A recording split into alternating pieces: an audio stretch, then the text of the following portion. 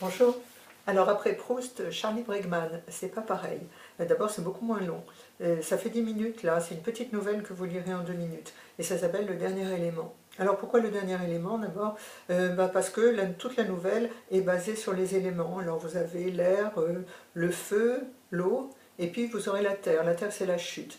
Et je peux vous dire tout de suite, c'est une sacrée chute, vraiment bien réussie. Alors l'histoire c'est un homme qui est dans sa voiture, il est malheureux cet homme, il a été très malheureux à cause des femmes, il a en fait perdu toutes les femmes à qui il s'était attaché. Et comme il s'est très peu confié, finalement il s'est enfermé dans son chagrin.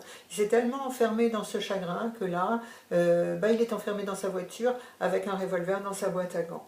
Quant au paysage qui l'entoure, vous imaginez, par exemple, je ne sais pas moi, Saint-Brévin-les-Pins, par exemple, hors saison. Je crois que ça ne se passe pas là, je pense que ça se passe au Cap-Ferré, mais c'est le même genre de paysage, triste à mourir, quand ils le veulent. Voilà pour l'histoire.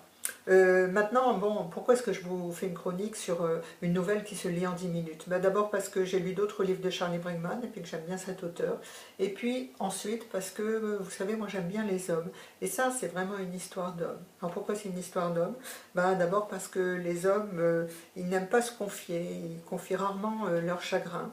Ensuite, parce que les hommes, ils s'imaginent volontiers en jet skieur avec une créature de rêve qui se roule à leurs pieds tellement elle les aime et tellement ils sont méchants avec elle. Ensuite, un homme, ça regarde toujours de travers un autre homme qui est en train de faire du sport. Et puis un homme, ça vous raconte volontiers qu'il a fait l'amour 4 ou 5 fois de suite. Et puis enfin, un homme, ça aime bien vous raconter des blagues et vous mener en bateau.